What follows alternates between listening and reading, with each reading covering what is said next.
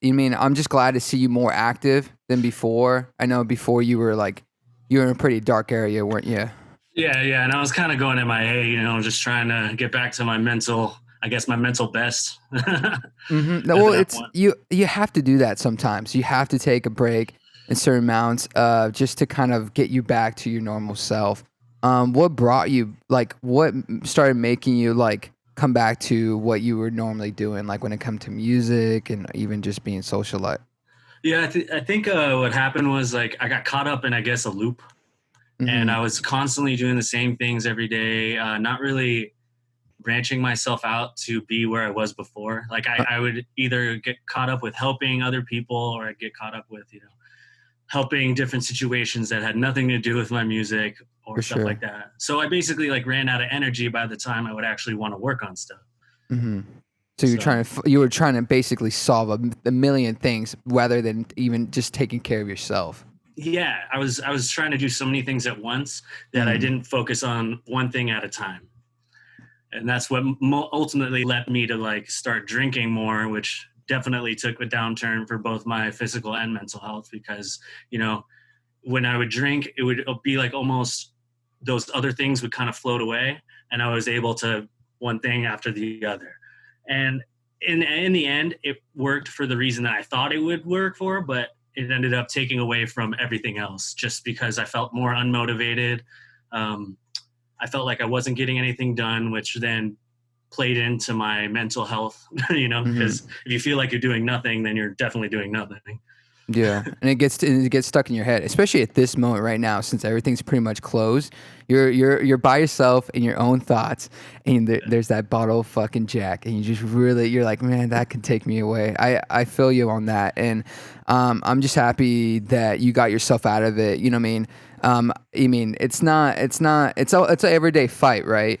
Oh, 100%. I wake up and it's stuff like after so I've been a month and a half sober. Thank you, finally. Yeah. And it's ever since then, I've been feeling more clear. I wake up earlier. I feel more motivated to do the things that I need to do. Granted, yes, I'll still, sit around, watch Netflix and stuff like that. But it's more scheduled than I was before, because, sometimes, I'd be working on music late at night, drinking and stuff like that. And then I'd wake up, 10 a.m. the next day, and then boom, half my day's gone. Oh, shit. And it just got into that cycle where even time wasn't even making sense, where it was making sense, but it was just overlapping.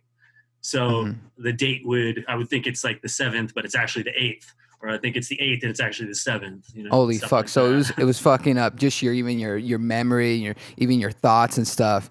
Was there any, so now going back to just kind of evaluating everything, would you say alcohol kind of almost fueled you making music?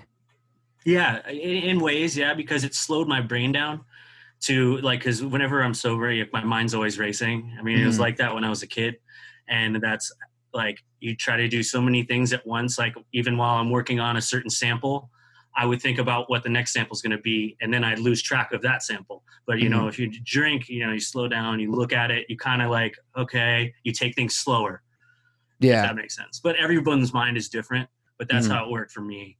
Holy shit. So you were almost using alcohol as to stabilize your mindset because you were just thinking way ahead, which, honestly, I think would be insane just to see in the production, just to see you going from one sample to next. Honestly, I don't think you should hinder that. I think you should encourage that. Maybe your thought of I have some issues with that when it comes to finishing tracks.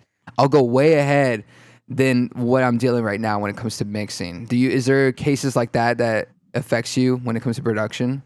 Yeah, there's some aspects, especially when I'm working on a track and then I'll skip and go to the end. I'll do the end and I'll do it backwards. And that kind of slows down my process too, because you already know what you created and it's done, it's finished.